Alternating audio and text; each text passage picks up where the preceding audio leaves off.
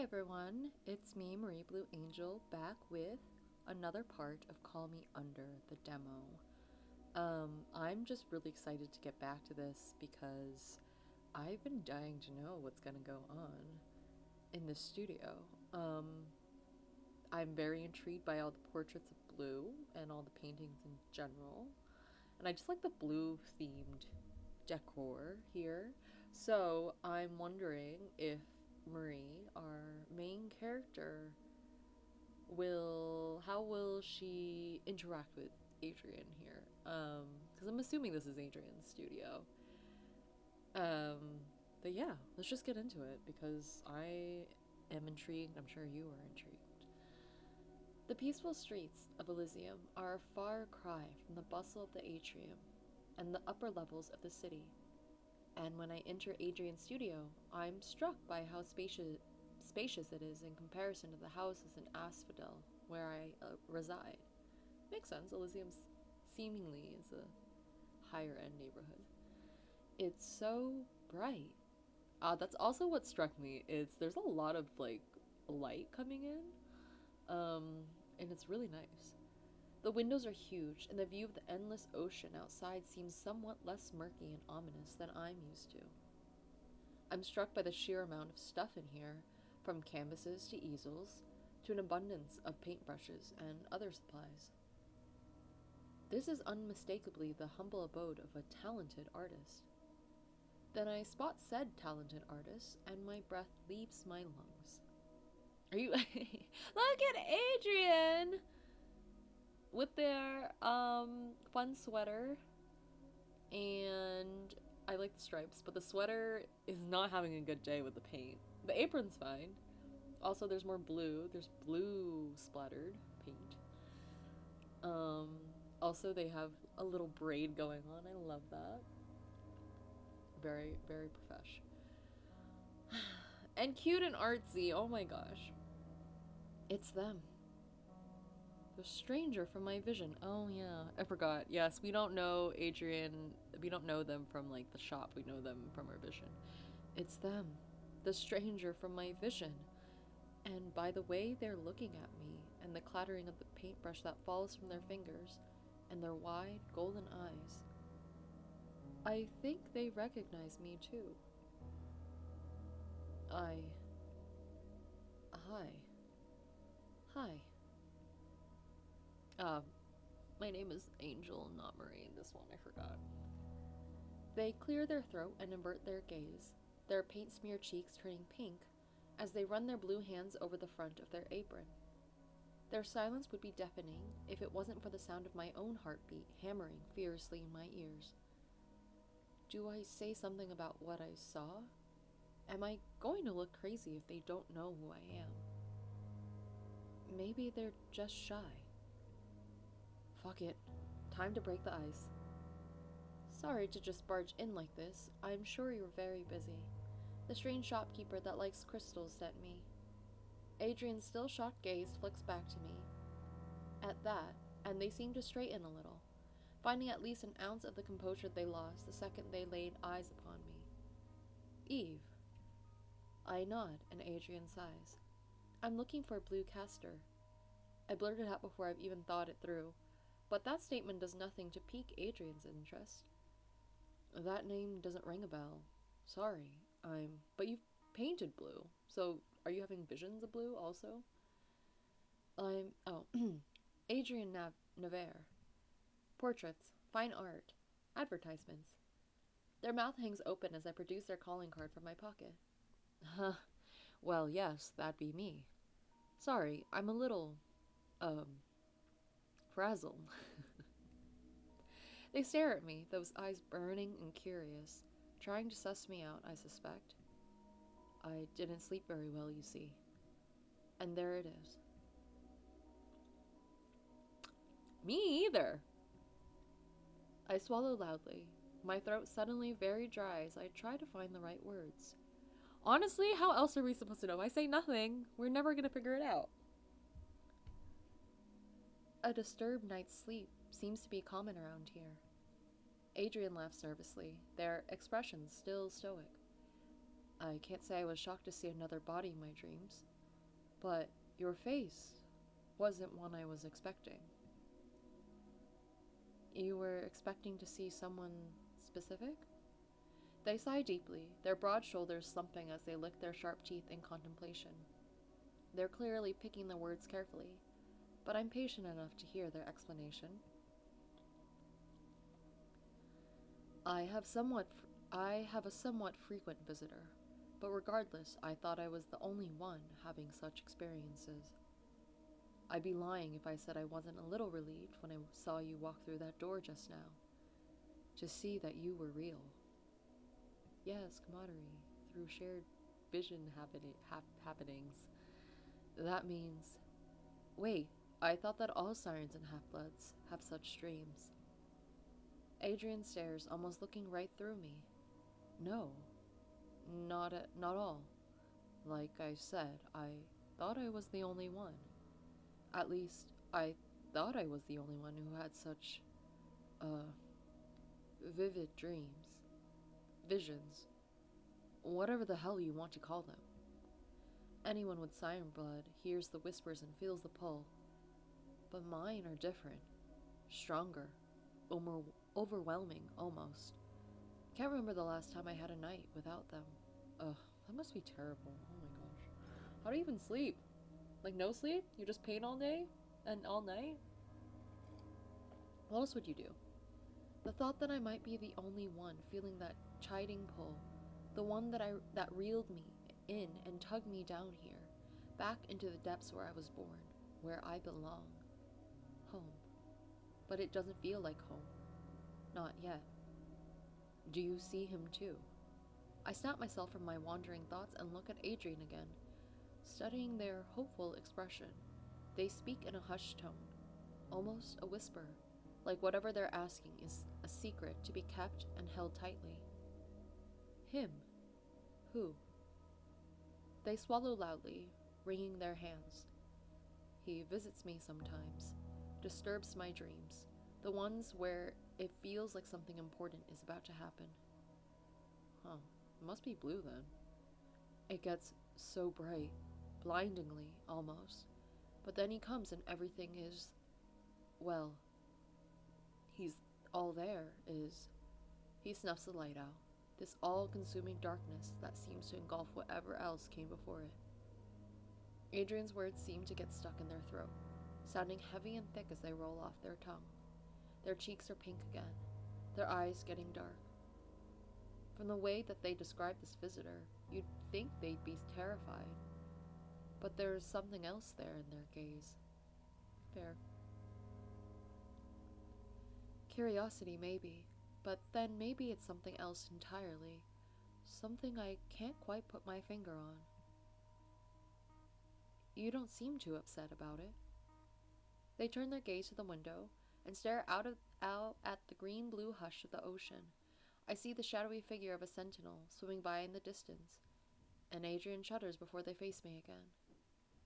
I'd just like to know who he is so I can find him and ask him why the hell he's been haunting me, what his purpose is.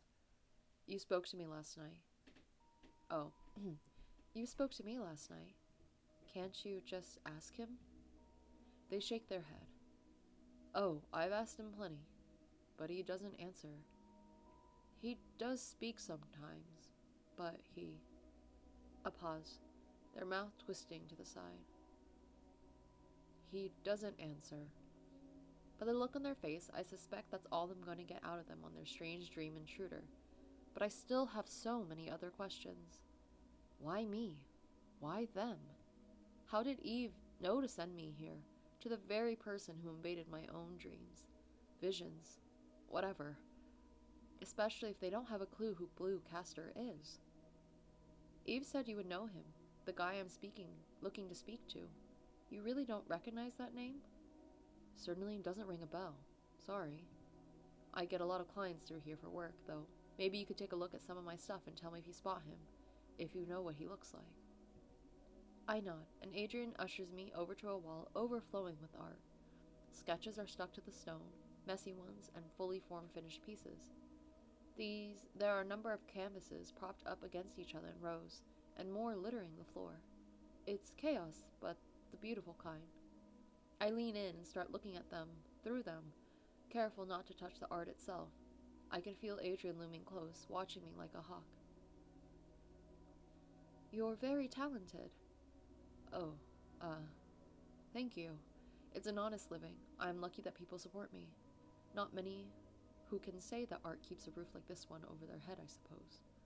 It's a nice place, Adrien. Be proud of yourself. I snort and think of my tiny one-bedroom apartment back in Asphodel, and wonder if I should have picked up a brush instead of a pen. I pause, something catching my eye in my peripheral.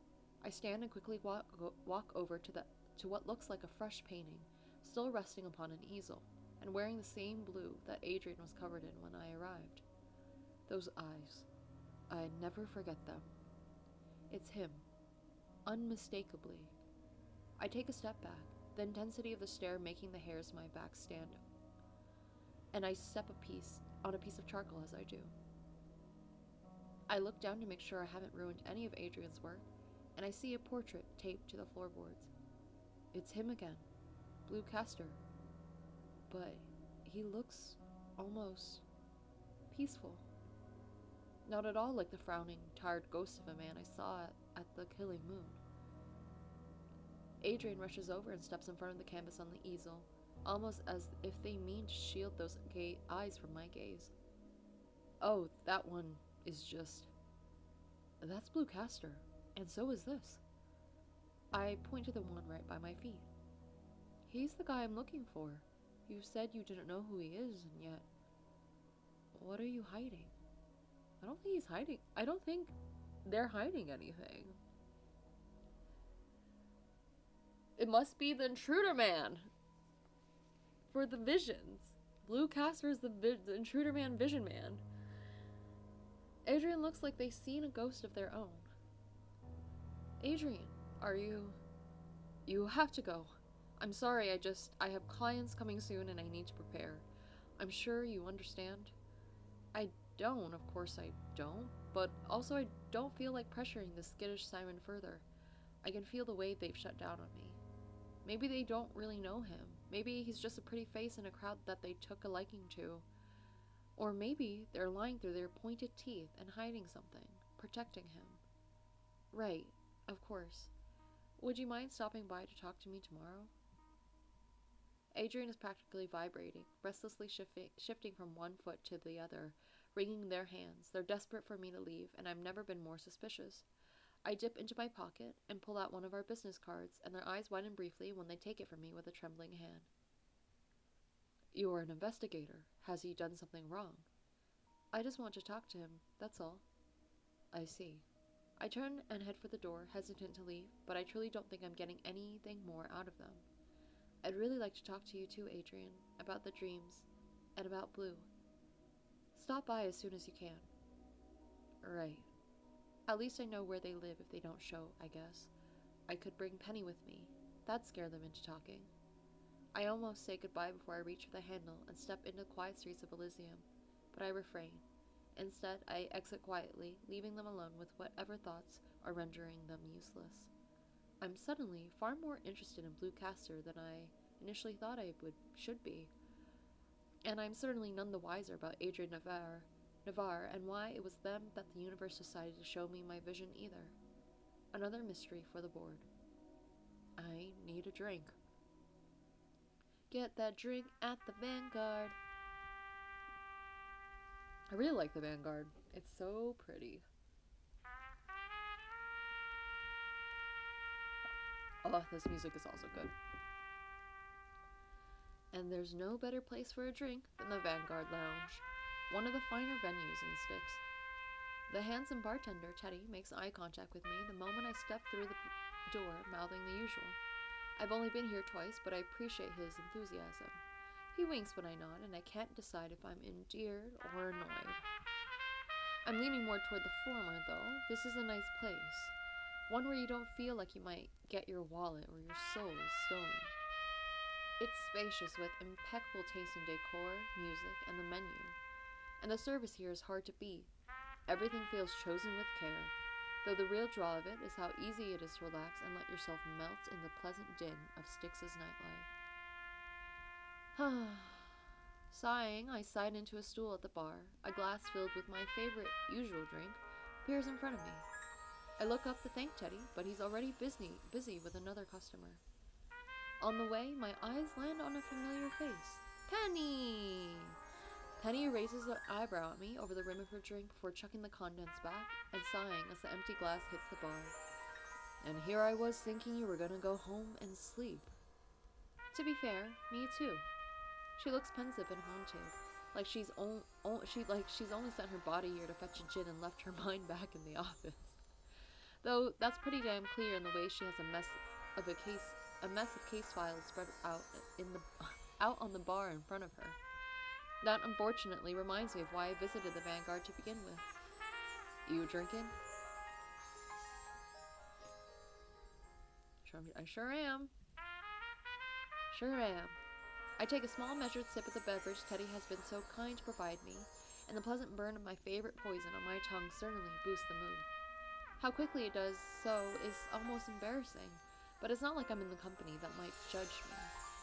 So, I had a weird encounter with a siren today.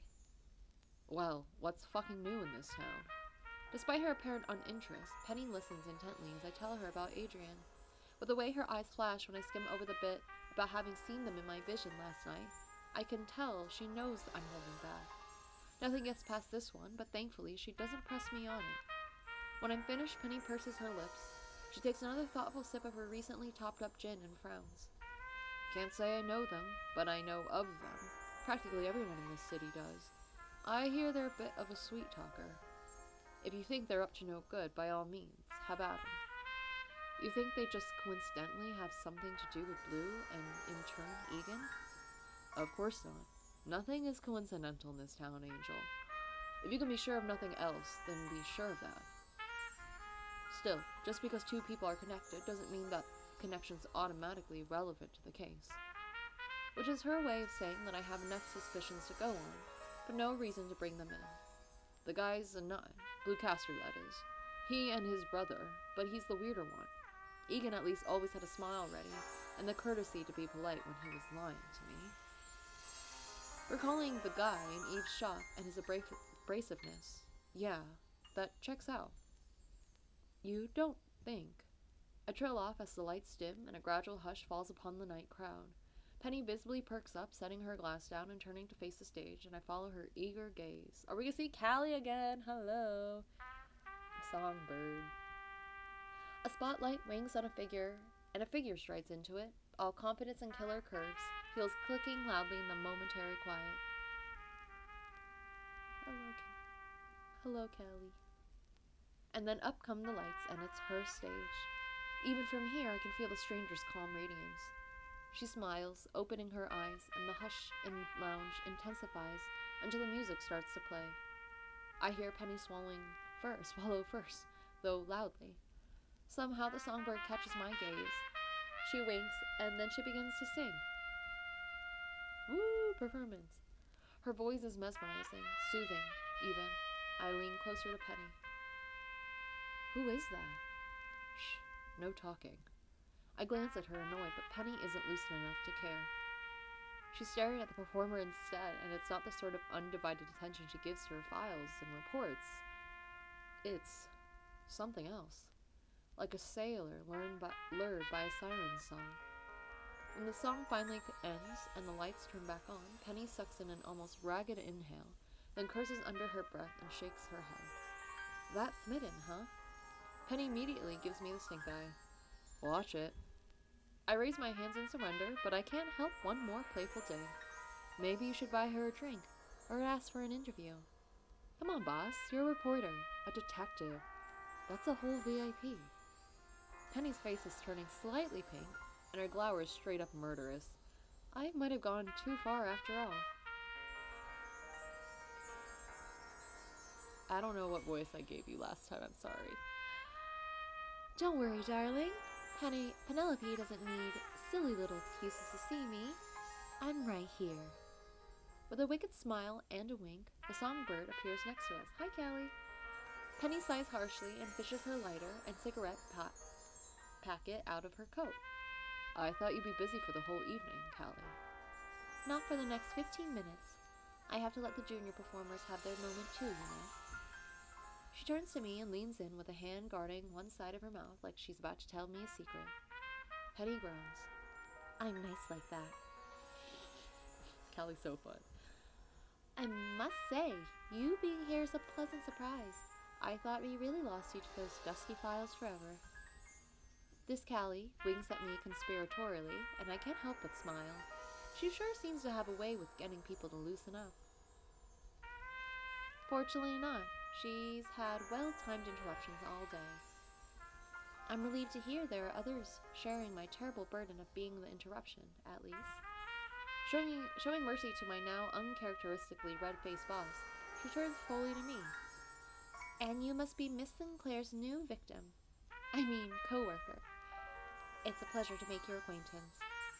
Angel Sky. Angel Sky. You can call me Callie. Even if some stubborn investigator still insists on Callie, sometimes just ignore her, okay? Hey, you call me Penelope. Just returning the favor, sweetheart. Penny opens her mouth and closes it. Then she gets to her feet. I'm gonna take a smoke break. Don't embarrass yourself, Angel. Callie here might listen to your secrets, but that doesn't mean she won't spill them. With that, Penny leaves. She doesn't go far, that much I can see. Just a few steps, actually, away. I watch her fumble with her lighter for a moment before I turn back to the songbird. Chuckling, Callie slides into the seat Penny had vacated. She picks up Penny's abandoned glass and looks at it for a moment before setting it down. My goodness. Are you new to the city? How can you tell? I make it my business to know people's faces around here. And yours, I don't know. Lovely as it is. But I do hope I'll get to know it. She inclines her head, and though she smiles at me, the way she's staring, with those dull golden eyes, much like mine, is obvious. You from the surface? Yes. My condolences. I was born and raised here in Styx, but the stories some Skia tell when the sea finally calls them home, it breaks my heart. I can't promise you the city isn't full of trouble too, but at the same time, I hope you'll find that you aren't totally among strangers here. At the very least, you're not alone, nor is Penny, now that you're here. Please don't misunderstand. We just have a working relationship, that's all. Of course. I hope I haven't made you think I assume anything more. All the same, any relationship is how do we say this? Human connection. Precious things that hold us anchored in the churning storm. I fear these recent tragedies are going to stir up the worst of this city. Things better left asleep. Keep your head screwed on, won't you? I'll try. Callie looks up and smiles at something over my shoulder, and I know Penny's coming back. Gotten your feelings straightened out, Penelope? It's been way more than 15 minutes. Now are you working tonight, or do you have time to fill me in? Callie tilts her head and raises an eyebrow. I can definitely tell the juniors they can hold the stage for the night if you want to pump me for more information. The gossip's good, but it depends on how nicely you ask. Wordlessly, Penny opens her wallet and tosses down enough payment on the counter for both of our drinks, then picks up her pile of files with a huff and dumps them in my hands. Thanks, Penny. I should stop being surprised at this point. Get some sleep, alright? You look like hell. Thank you. Oh shit, thanks. I'll put them in your office. It's nice to meet you, Callie. Pleasure was all mine, Angel. She winks at me, then laughs sweetly and gets up. Penny clasps me on the shoulder and throws me a wounded look before she follows her. Shaking my head, I finish my drink and head out. Okay. Though it's hard to know what day and night are down here in these deep waters, Styx is a different city come sundown. It lives and breathes come nightfall, the neon-lit streets shining that much brighter. The people who walk the atrium look happier, carefree even. I'm yet to dive into the deeper parts of the city, the parts where they say the shadows don't stick, but I really do think I could learn to love it here. Not like I have a choice, I guess.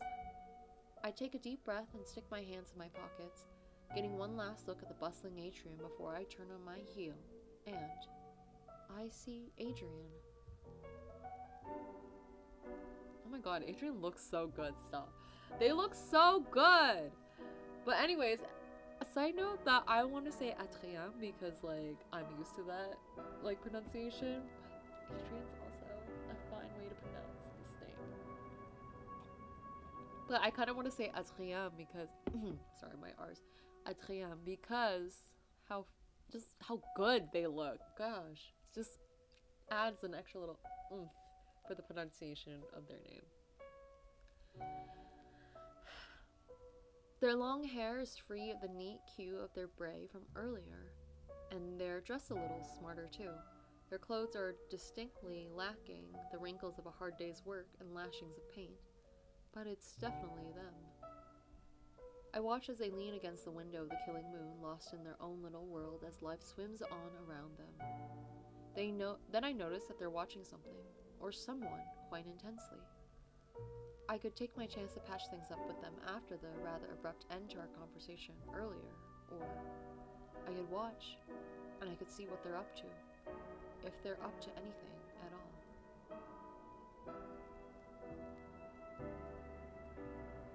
I thought I was gonna have to. I thought I was gonna have to make a decision. I was gonna probably decide to watch because I don't think really confronting them would do anything. Given that they know they have our business card and they should come to the office if they wanted to. Something catches their eye, making them stand straight as though they've been called to attention. Their hands clench and unclench restlessly at their sides, and then they're off. I catch a glimpse of a tall figure with raven hair and a long black coat disappearing around the corner toward Asphodel, and Adrien makes chase. Their strides are long and purposeful, but there's a degree of hesitation, almost like they're afraid they'll be caught. I keep watching until they're approaching the same corner as the man in black, and they pause briefly, glancing around to check for observers. Of course, because you got caught. You weren't being sneaky about it, Angel. And they see me, our eyes meeting across the crowded atrium. I see the bob of their throat as they swallow, and the careful, subtle furrow of their brow. I take a step forward, and Adrien shakes their head furiously. A warning? A request? Either way, something inside me churns and tells me to respect it, to stay put, to let this one go. For now. So I stand and I watch the siren disappear into the darkness, and the uneasy ache in the pit of my stomach has me idly wondering if this is how all horror stories start. Welcome to Styx, I guess. What are we gonna... This darkness in Styx is something foreign to me. The city sits at the bottom of the ocean in darkness, but there's something about it that's strange. Somehow, alive. Some people here are looking for a fresh start. Others seek a place to hide away. That gnawing itch in the back of my mind drove me here, as if Styx called out to me specifically. It took me away from the surface, where the sun shines and when the air is fresh and cleansing. But I couldn't ignore that voice telling me to come down into the depths.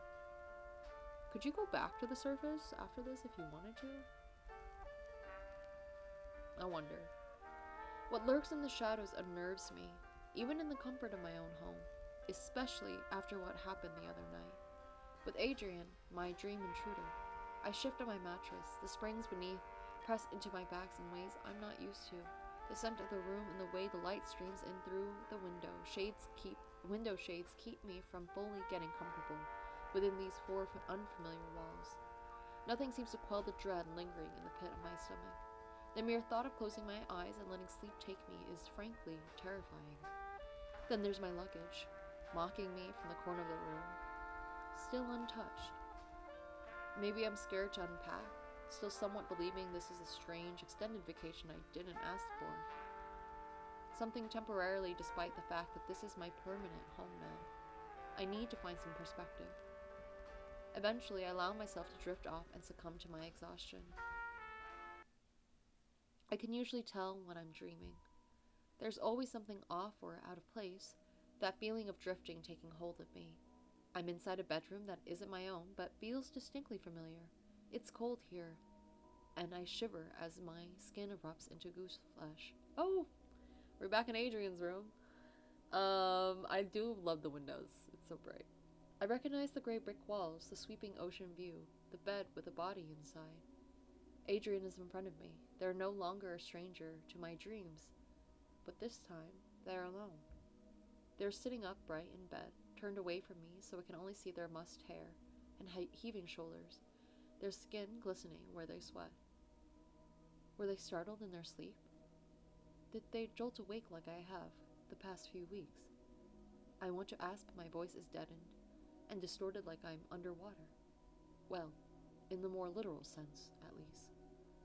Adrien shudders. They shake their head and scrub at their face vigorously, and I half expect them to turn to me again and catch me spying. It wouldn't be the first time. Instead, they only lie back down against their pillow as they gaze out the window.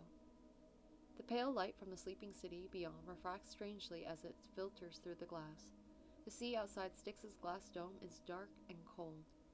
As we look at it together, I feel dread settling in. The shadows around this room, the chill. It's not static. It rides and practically oozes, a cloying presence I can feel wrap around me, a slow and steady suffocation. The chill seeps deeper into my skin, right down to my bones. Vicious and silent, a figure morphs out of the shadows, at the head of Adrien's bed. I feel myself move forward, shouting a warning, but my voice has no sound. My body isn't here, and Adrien doesn't see me. They won't see it in time. I begin to panic. Will the shadow take Adrien too? So many people in this city, lost, taken by shadows. Why won't Adrien look? No. The shadow moves and turns its attention toward me. Eerie white eyes flash in the swirling black void, and I can't move. I can't breathe. Are you gonna do voice acting now? I'm scared. I feel like I'm being pulled away. It was just a laugh. Oh my god, that was so scary. I was so scared.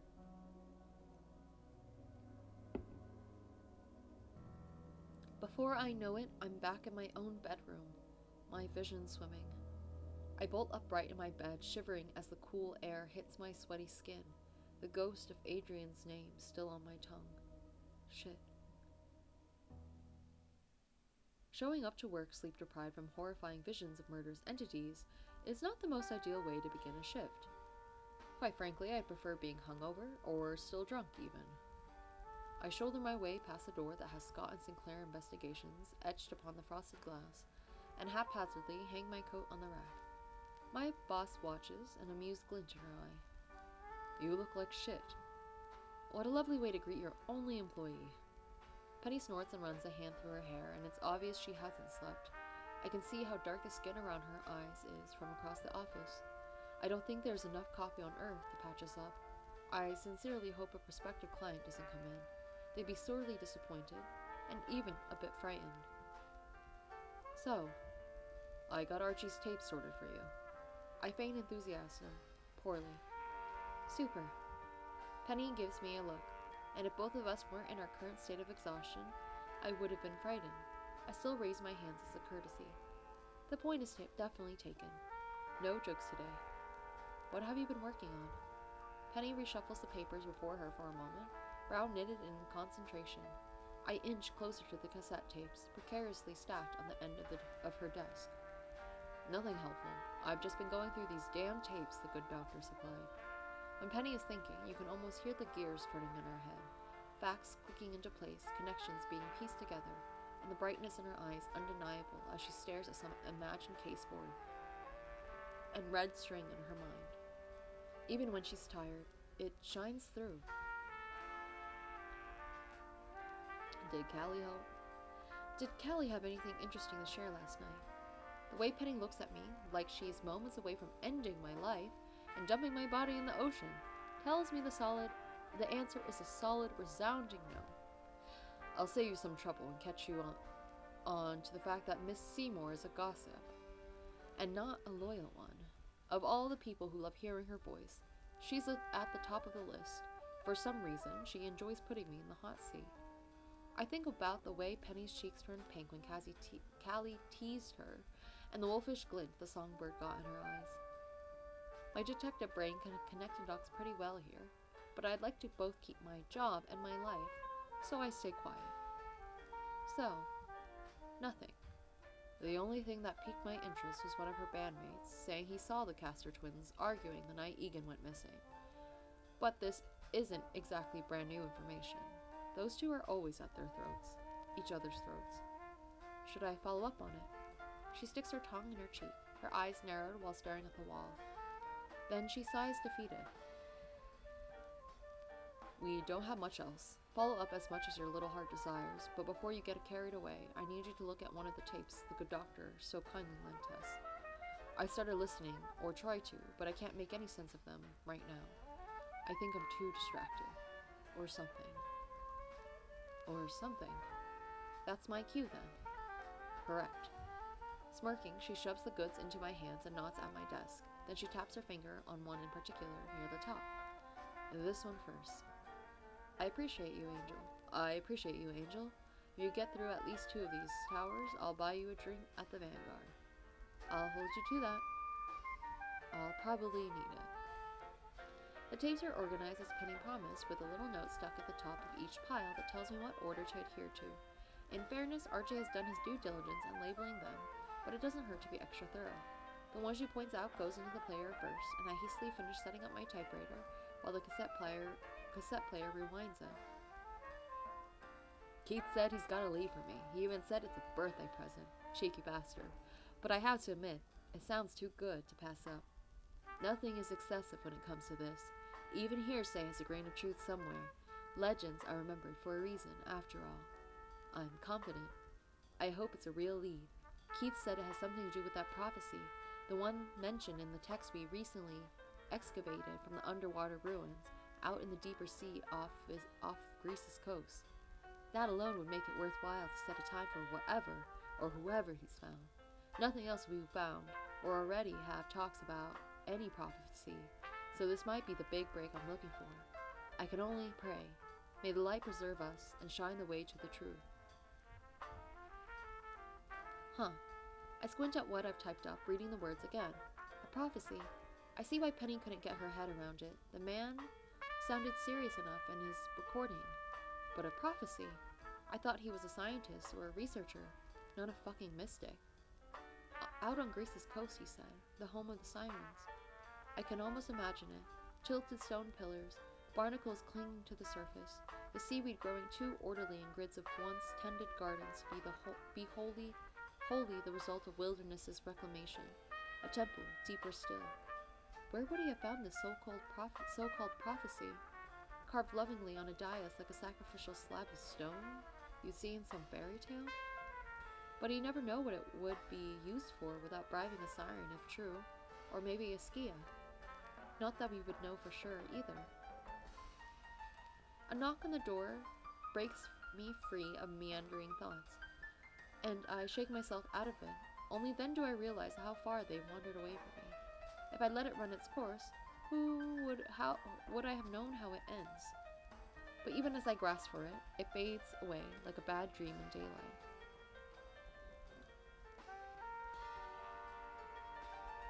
That was a lot. I wonder. I mean, as we saw in the intro, there is a prophecy, seemingly. But how true is this prophecy? Who knows? You okay? Huh? Of course not. Why not? Penny frowns, her eyes sharp. I didn't even notice she reappeared. Can you get the door? I've got work to do. Shaking my head, I get up and go to answer it as requested. Maybe it's Adrien. As I do, I hear the sound of Penny's office door opening and closing. There she goes. Oh, it is Adrien. Hey. Hi. Hi. I'm sorry I didn't make an appointment.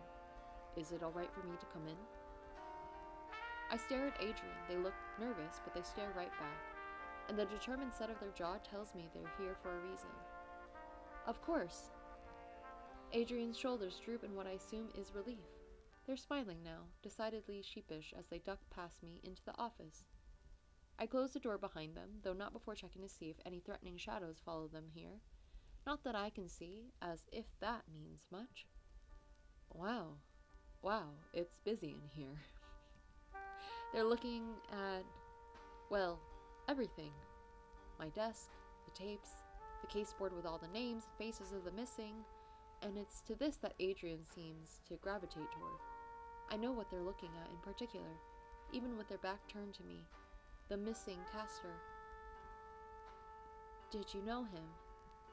Adrien seems to startle at the question. You're blushing. No, but his face. They look back at the photograph with a frown, as though trying to recall something. I have the impression Adrien is being honest about this. At least they wouldn't have a reason to lie. Right? Though I'm not so sure I can say the same for Bluecaster. Sorry. Those golden eyes are back on me, and Adrien turns fully to face me, their lips pressed together as they fiddle with their sleeve. Thanks for... They lower their voice. For giving me space. You're welcome? They chuckle and run a hand through their hair, but I don't think it's as much of a nervous gesture as Adrien does. I don't see any tension in them. You're just so fun. Look at those eyebrows. Seem more relaxed. That's good. I glance behind their shoulder at Penny's office door, utter silence from there. But is she really not listening in? I actually came here for a different thing. Oh. My bad. Yes? The man you asked after. They take a deep breath as though to steady themselves, but when I gesture at the empty chairs at my desk nearby, they shake their head. I've been seeing him in my dreams. I think back to the shadow looming over them in their bed, and it's almost too tempting to ask them to elaborate. But I manage to bite my tongue. They look a bit like a scared deer right now, and I won't dare to waste this opportunity. Okay. Adrien gives me a sharp look. And to answer your question, no, I still do not know who he is. Truly. He's just always there when I close my eyes. I didn't even think he was real, you know? Just a figment. They flush and tuck a strand of hair behind their ear, and averting their gaze briefly. A fantasy. They clear their throat and stand straight. It's worrying. You know it's worrying.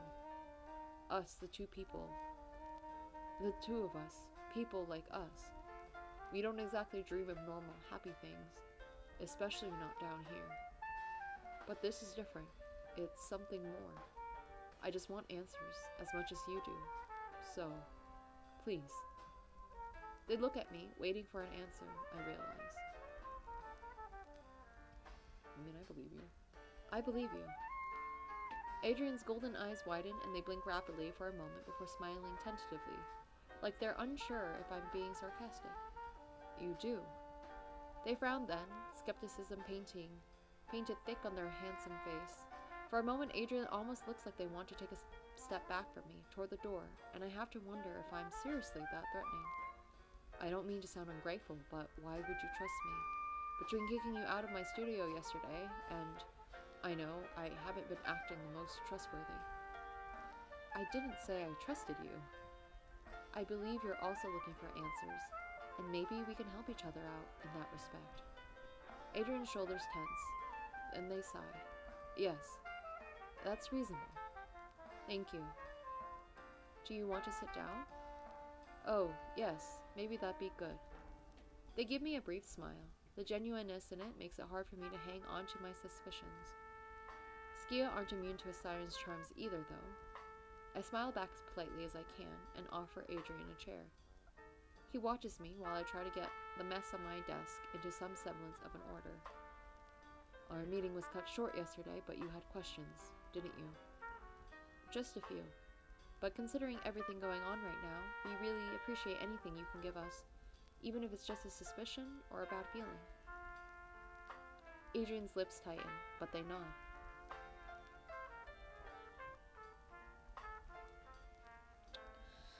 Oh, I don't know. What's the right question?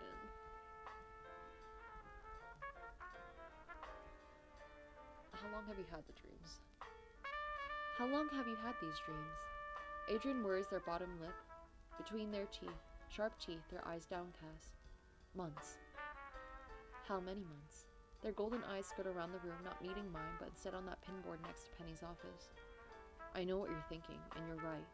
I think it was around the time the disappearances started in the city. Adrien presses the heels of their hands against their eyes for a moment, before dropping them back into their lap. They look just about as weary as Penny had seemed this morning, just without her determination. I didn't think there were any connections. We see things all the time, some things we aren't supposed to, and I've been stressed. I was hoping it was all just in my head. It would be much easier that way, wouldn't it? First, they were just scattered nights. Fevered dreams almost, things I could barely remember in the morning. But as time passed, they became clearer. Adrien coughs and clears her throat, looking embarrassed. Oh. It's not like that. Well, not always. Shit. What I mean to say is... Adrien sighs and shakes their head. What I meant is that after a while, the dreams became more defined. Is it the same dream every time? A blue? Not always. Adrien's lips flutter, like the words forming on the tip of their tongue can't fully solidify. I watch them struggle with themselves for a moment, silently cursing myself for how unprepared we are to receive guests. What's even in this office to offer to drink? Penny will kill me if I share her booze. Well, yes, I dream of him every time, but it isn't always the same dream.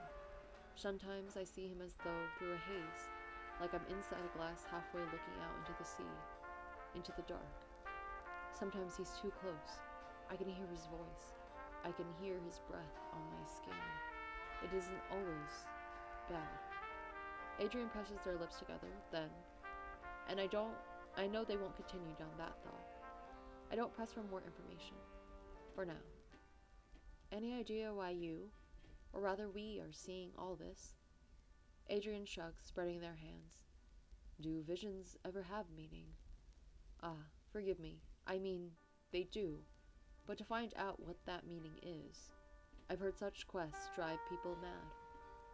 Like this isn't already driving everyone crazy, like myself included. I love Adrien's smile. It's such a cute smile. They have a cute smile. Just look at that. With the little sharp teeth, pointed teeth. They laugh dryly. You're not the only one. For what it's worth, though, I do believe there's a connection between me and him, and now between you and all of this. Whatever this is. Maybe it's worth chasing. It has to be. The last part they almost seem to say to themselves. I don't have the heart to disagree with them or comment on it. That's all for now, I think. Adrien nods, looking pensive. The sound of a door opening makes us jump. Penny appears, looking a lot like she's trying to pretend she wasn't listening in on us.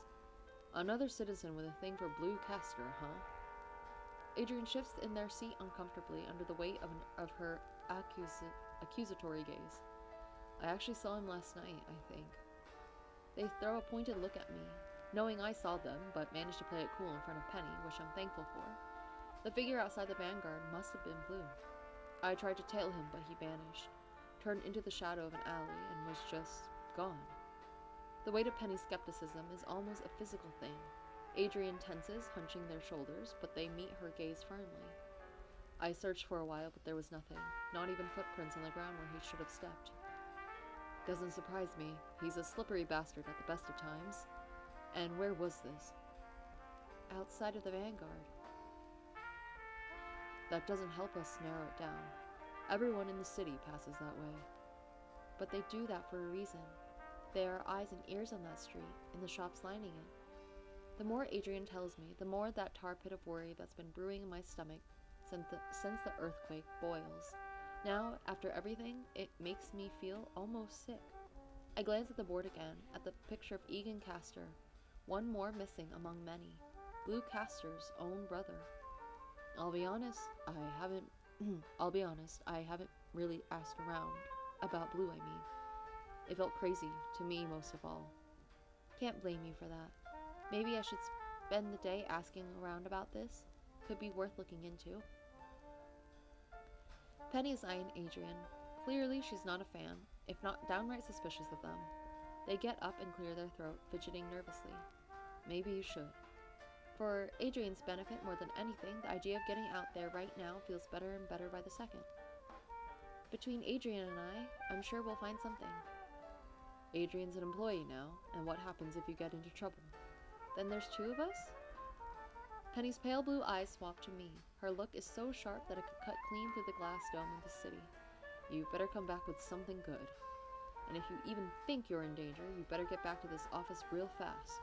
Understand? If you disappear on me, Angel. She doesn't finish. I'll be careful. After all, I've got work to finish. I glance at the pile of tape still on my desk, and that at least gets a dry chuckle out of Penny. As I said, you better come back with something good. Navarre. Yes, ma'am?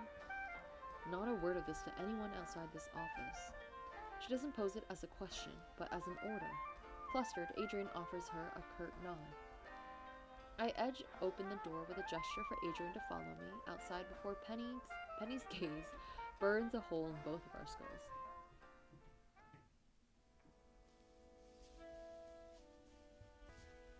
Okay, I'm gonna call it a day here. I think I'm probably close to the end again, but I'm already at like almost an hour here, so I don't want to make this too long, and I'll just come back with another part. This is very interesting.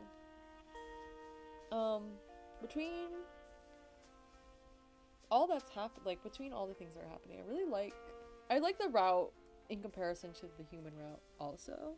It's very nice. Like, it obviously, they parallel each other, but I like that we get to spend time with Adrien and get to see more of their character versus last time when we spent more time with Blue. So yeah, I'm really liking this.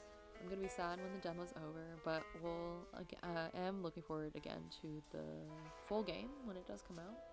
So it'll be exciting, and there'll be full voice acting, so I won't even have to pretend to do all the voices that I obviously do super well. And you guys can totally distinguish between characters, especially the more masculine sounding voices. Because I'm really good at those. Not really. But yes, I will come back with a part soon, another one soon, and I hope you are having a good day. And yeah, see you next time.